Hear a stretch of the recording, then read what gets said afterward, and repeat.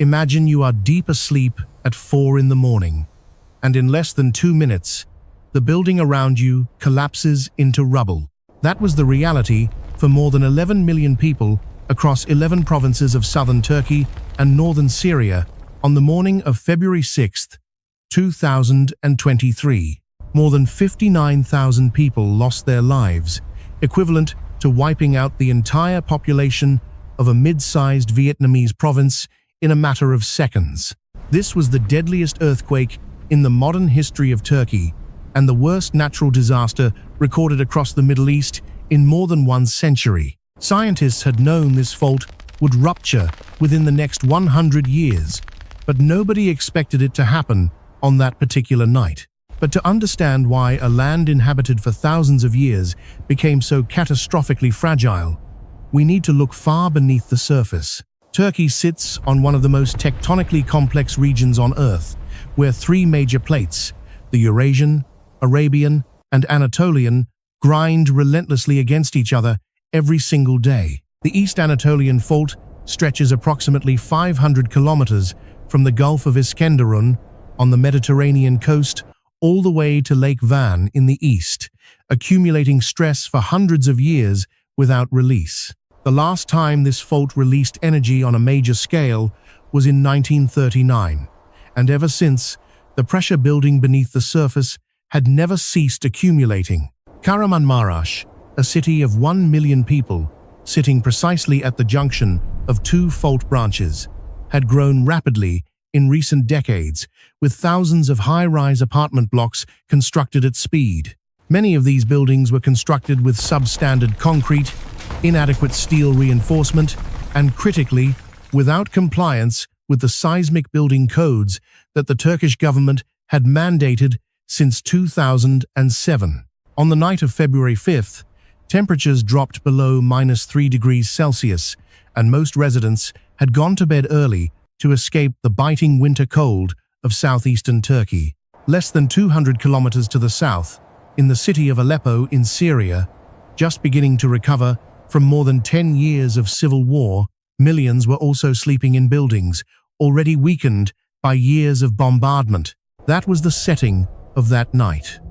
A region as vast as central Vietnam, with tens of millions of people lying on top of a geological time bomb that had been counting down for 80 years. And then at exactly 4:17 in the morning of February 6th, at the junction of 2 fault branches, 18 kilometers beneath Pazarkent district, 80 years of accumulated strain began to release. The fault ruptured in both directions simultaneously at approximately 3 kilometers per second, faster than sound travels through air, tearing open a surface rupture more than 300 kilometers long. The energy released in that single moment was equivalent to approximately 500 atomic bombs of the type dropped on Hiroshima, all detonating simultaneously beneath the ground. Seismic waves traveled at several kilometers per second, and within less than 1 minute, they had reached Gaziantep, Şanlıurfa, Adıyaman, Malatya, and dozens of other cities within a 300-kilometer radius. In Kahramanmaraş, the ground shook violently for approximately 60 seconds, with peak ground acceleration exceeding 1 g, meaning the Earth was being thrown upward with more force than gravity itself. Try to picture this differently. If you had been standing on that ground at that moment, your feet would have been lifted off the surface, and everything around you would have collapsed in the very same instant. Non-compliant concrete buildings collapsed in the pancake mode, each floor dropping straight down onto the one below, with no time to create any survival void for the people inside. Within less than 2 minutes, more than 6,000 buildings had completely collapsed in Kahramanmaraş province alone, and that number would continue to climb throughout the hours ahead. About 130 kilometers to the southwest of the epicenter, the ancient city of Antakya in Hatay province, once the capital of the Eastern Roman Empire, was almost entirely leveled. Antakya was home to one of the oldest urban civilizations in the world, with a recorded history spanning more than 2,300 years, and within less than 1 minute, much of that heritage was gone. This was not merely a geological event. This was the moment a 2,000-year-old city lost most of its history. In the very same instant, it lost the people living within it. Simultaneously, across the border, the city of Aleppo in Syria received ground shaking of approximately 0.3 G, enough to bring down thousands of buildings already weakened by years of war damage. In Syria's Idlib province, where more than 4 million displaced people were living in temporary tent camps and damaged concrete shelters, the seismic waves arrived in the dead of night and took everything they had left. The power grid across 11 Turkish provinces went dark almost immediately, and millions of survivors were suddenly surrounded by darkness, sub-zero temperatures, and the rubble of the buildings around them. The telecommunications network collapsed as cell towers were destroyed, and millions of people tried to call simultaneously, leaving survivors unable to reach family members or call for rescue. Think about what happens when not just your home, but the hospitals, the roads, and the entire infrastructure of a million-person city all disappear in the same morning. 3 of the 4 largest hospitals in Hatay province were severely damaged or completely destroyed, at the exact moment when hundreds of thousands of people lay buried in rubble and urgently needed emergency surgery. Hatay Airport was rendered non-operational as its runway cracked apart, while the main highway connecting the region to the rest of Turkey was blocked at hundreds of points by landslides and road collapses. In that darkness, at -3 degrees Celsius, survivors began digging with their bare hands in the night, without equipment, without guidance, driven only by the instinct of family members searching for family members. Sub-zero temperatures became the second enemy after the earthquake itself, as people trapped beneath the rubble were suffering from both crushing injuries and hypothermia simultaneously. 9 hours after the first strike, at 13:24 in the afternoon, the earth shook again at 7.7 magnitude, with the new epicenter near Elbistan district 90 kilometers north of the original rupture. This second earthquake of 7.7 magnitude, in any other circumstance, would have been a historic catastrophe in its own right. But it struck a region that had already been completely destroyed since morning. Buildings being excavated for survivors collapsed a second time, burying both the trapped victims and the people attempting to rescue them beneath fresh layers of concrete. In the city of Adıyaman, where nearly the entire urban core had collapsed, rescue teams were trying to locate signs of life beneath millions of tons of concrete without adequate detection equipment. In that city of 300,000 people, without electricity, without communication, without functioning hospitals, thousands of people began lighting fires in the streets to survive the night. In Malatya province, where more than 12,000 buildings were destroyed, most of the surviving population had to sleep in cars, warehouses, and outdoors on the very first night because there was nowhere left to shelter. Meanwhile, across the border, the situation in Syria was even more complicated because the country had no unified government, no intact relief infrastructure, and was isolated by international sanctions. In Jandaris, a small town in northwestern Syria, more than 80% of buildings collapsed, and most residents were refugees who had already been displaced multiple times across 10 years of civil war. The Syria civil defense teams, known as the White Helmets, were the first and in many cases the only responders present at collapse sites across northwestern Syria in those critical first hours. During the first 48 hours, the window that rescue experts call the golden phase, every hour that passed significantly reduced the survival probability for those still trapped beneath the rubble. But snow began to fall on the second day after the disaster, blanketing the rubble fields white and further slowing rescue operations already severely hampered by the total collapse of road infrastructure. 84 countries sent rescue teams, including more than 10,000 international relief personnel, but most of them took 2 to 3 days to reach the most severely affected areas. Specialized urban search and rescue teams from Japan, South Korea, Israel, and the European Union brought acoustic sensors, thermal cameras, and probe robots to locate living survivors deep within the concrete darkness.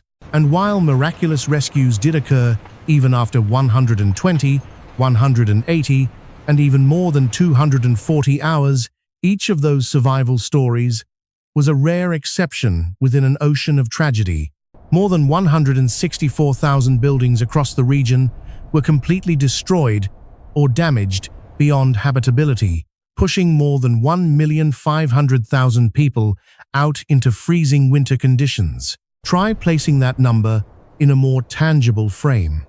It is equivalent to the entire population of Da Nang City simultaneously losing their homes in sub-zero temperatures with nowhere to go. The Turkish government declared a national state of emergency within hours and mobilized all military and civilian forces. But the scale of the catastrophe exceeded the response capacity of any system. In many areas of Hatay province, residents had to wait 72 hours or more before seeing any rescue team arrive, while their family members waited beneath the concrete layers.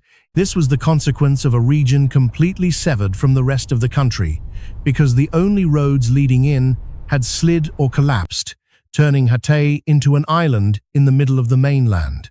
The Mediterranean coastline of Hatay province was also permanently altered in less than 1 minute, with several coastal sections subsiding 1 to 2 meters below sea level due to tectonic plate displacement.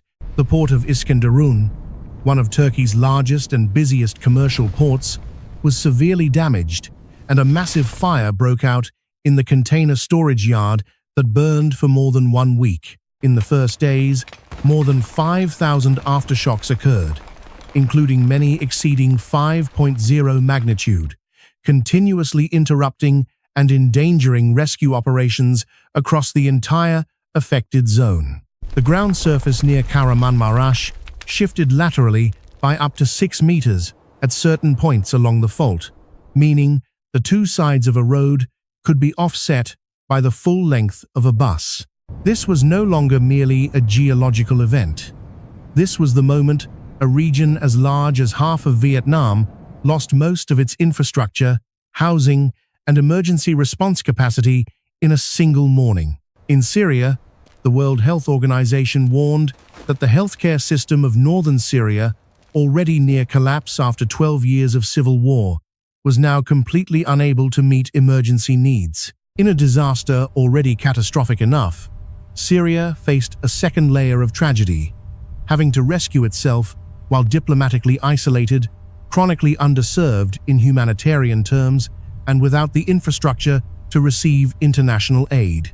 The humanitarian crisis in Syria rapidly exceeded what the United Nations called a disaster within a disaster, a situation where the existence of the first disaster had already destroyed the capacity to respond to the second. As the first week ended, the official death toll had surpassed 41,000 and was still climbing daily as rescue teams reached areas that had remained inaccessible throughout the week. Here is what the number 59,000 does not convey. Behind each of those numbers was a family losing its members, a community losing its doctors, teachers, and the tradespeople who had built that city over decades. The affected zone of approximately 350,000 square kilometers, equivalent to the entire stretch of central Vietnam, from Thanh Hoa to Binh Thuan, was designated as a disaster zone for many months to come. By the end of February 2023, the confirmed death toll in Turkey alone had surpassed 50,779, with the final figure projected to be even higher. And according to the United States Geological Survey and Turkey's Kandilli Earthquake Research Center, this was among the 3 highest energy earthquakes ever recorded in Turkey in the modern seismic measurement era. Total economic damage was estimated at more than $104 billion, equivalent to more than 10% of Turkey's entire annual gross domestic product, with many experts believing the true figure was substantially higher. The city of Antakya had to be almost entirely rebuilt from scratch, and Turkey launched one of the largest urban reconstruction programs in modern history, with the target of delivering new housing for millions of people within 1 year. However, the reconstruction process revealed a painful truth.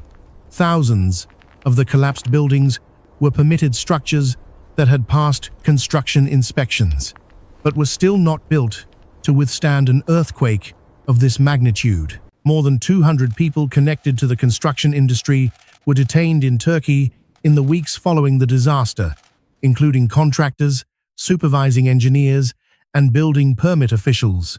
This raised a question that Turkish citizens and the world could not avoid asking. Was this truly a natural disaster, or was it a human-made catastrophe hiding behind a natural geological event? Seismic engineers subsequently demonstrated that buildings that had genuinely complied with Turkey's 2007 seismic code survived at significantly higher rates, even in areas closest to the epicenter.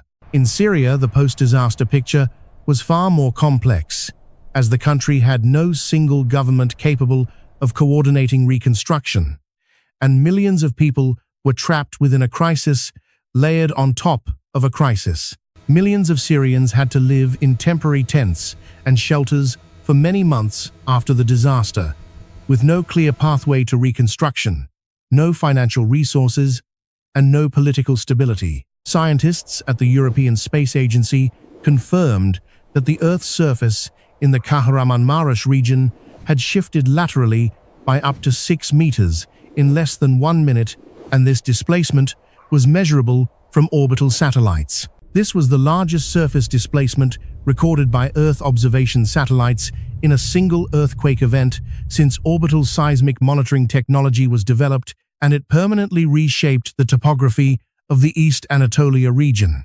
11 months after the disaster, large areas of Antakya remained uncleared, and residents could not or would not return because the land had been declared unsafe for reconstruction. This 2,000-year-old city, once the most important commercial and cultural hub of the entire Eastern Mediterranean, faced the prospect of becoming a ghost city, where the heritage exists, but the population no longer does. This is the moment when the lesson of the Kahramanmaraş earthquake began to extend beyond Turkey's borders and became a lesson for the entire world. The 2023 earthquake fundamentally changed how Turkey approached seismic building standards, with sweeping new regulations enacted and inspection systems thoroughly reformed. The Turkish government committed to rebuilding more than 315,000 homes within 1 year, using higher seismic standards, creating one of the fastest urban reconstruction programs in recorded history. The earthquake also reignited global debate about early earthquake warning systems, because while no system can stop seismic waves, they can provide between 10 and 60 seconds of advance warning. 10 seconds may not seem long, but in those 10 seconds, you can take cover under a table, exit an elevator, move a patient off a surgical table, or stop a train before it enters a tunnel. Japan, the country with the world's most advanced earthquake early warning system, sent specialists to Turkey to assist in designing and deploying a denser seismic sensor network across the entire southern region. But early warning technology is only part of the answer, because even with 60 seconds of warning, poorly built structures will still collapse, and the people inside will still have nowhere safe to go. The real lesson of Kahramanmaraş is not only about geology, it is about the price paid when construction costs are cut on ground that can always shake, at any moment, without warning. Turkey is not the only country that needs to hear this lesson, because in Istanbul itself, a city of 15 million people, sitting less than 20 kilometers from the North Anatolian Fault, scientists have been warning of a major earthquake for decades. According to the Kandili Institute, the probability of an earthquake of 7.0 magnitude or greater occurring near Istanbul within the next 30 years is estimated at between 60 and 70%. Tehran, the capital of Iran, with 15 million residents, sits in an equally dangerous zone, also surrounded by faults accumulating stress, and also home to millions of buildings that do not meet seismic safety standards. Dhaka in Bangladesh, Kathmandu in Nepal, Lima in Peru, these cities all sit on accumulating fault systems and all face construction quality challenges similar to those of southern Turkey before 2023. And Vietnam, while not on the Pacific Ring of Fire, also has active fault systems in the northwest region and along some coastal zones sufficient to generate damaging earthquakes. The question that the Kahramanmaraş earthquake leaves behind is not whether these cities will experience seismic catastrophe, but whether they will be sufficiently prepared when it does. Because what Kahramanmaraş proved once again, not for the first time and not for the last, is that natural disasters do not distinguish between rich and poor, large city or small village. They distinguish only between those who were prepared and those who were not. The East Anatolian Fault did not stop accumulating energy after February 6th, though at a slower rate after releasing so much accumulated stress, it continues moving every single day beneath the surface. And more than 1 year after February 6th, hundreds of thousands of people from the affected region were still living in prefabricated temporary housing, waiting to return to cities being rebuilt from scratch. Children born in those temporary settlements will grow up in a city being rebuilt from nothing, and their parents' memories of the old city will gradually survive only in photographs and videos. 60 seconds. That is all the time the ground shook at 4:17 in the morning of February 6th, 2023. But the consequences of those 60 seconds continue shaping the lives of millions of people today. The land there still remembers that day, still carries its cracks and scars, and scientists know that pressure is beginning to build again, slowly and unstoppably, on adjacent fault segments that have yet to release. The story of Kahramanmaraş does not end here, because tens of thousands of survivors still carry the psychological trauma of that night, when their world collapsed in the most literal sense. The World Health Organization reported that post-traumatic stress disorder rates among the earthquake-affected population were significantly above normal levels, and the demand for mental health support far exceeded the region's available capacity. Thousands of schools were destroyed or damaged, and an entire generation of children across 11 Turkish provinces had to study in temporary tents, containers, or stopped studying entirely for months after the disaster. Agriculture in the region was also severely disrupted, as thousands of hectares of farmland were cracked and fractured, irrigation systems were destroyed, and the agricultural workforce was dispersed by the massive post-disaster population displacement. Hatay province, renowned for its olive production and traditional craftsmanship spanning thousands of years, saw much of its traditional production chain disappear, along with the elderly master craftspeople who did not survive. The earthquake triggered a much wider debate about uncontrolled urbanization rates in high seismic risk zones, not just in Turkey, but across the entire world. The global urbanization rate is placing ever more people in cities within high seismic risk zones, and according to the United Nations, more than 1 billion people worldwide are living in buildings that do not meet adequate seismic safety standards. But the most important lesson is not about technology or geology. It is about political and economic choices, because every substandard building is the result of a human decision somewhere in the chain, from design to construction to inspection. Kahramanmaraş reminds us that in geology there is no concept of an absolutely safe place, only places that are better prepared, and places that are not yet prepared enough. The site of Hattusa, capital of the Hittite Empire that existed 3,000 years ago on this same Anatolian land, was excavated from beneath the surface, and what archaeologists uncovered is evidence of civilizations that collapsed before on this very same ground. The ground of Anatolia shook before human records existed, has shaken throughout the entire history of human civilization and will continue shaking long after everything we build today has disappeared. The international community pledged more than $7 billion in humanitarian assistance in the first weeks following the disaster. But experts noted that even this amount covered only a fraction of the actual needs. Among all the lessons this earthquake leaves behind, perhaps the most important is the lesson about time. Because everything built on seismically hazardous ground is in a race against the geological clock.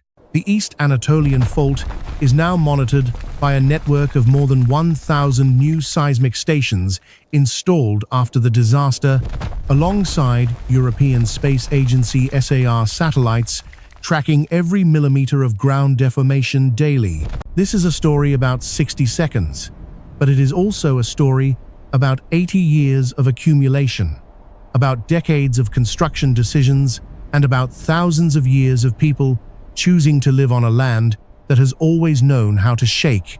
And the question that we, watching this from any city in the world, need to ask ourselves is, what does the city we live in actually know about the ground beneath the buildings it stands on? 60 seconds.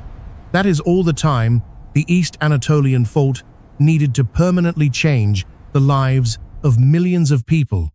And its story is not yet over, because the ground is still moving right now.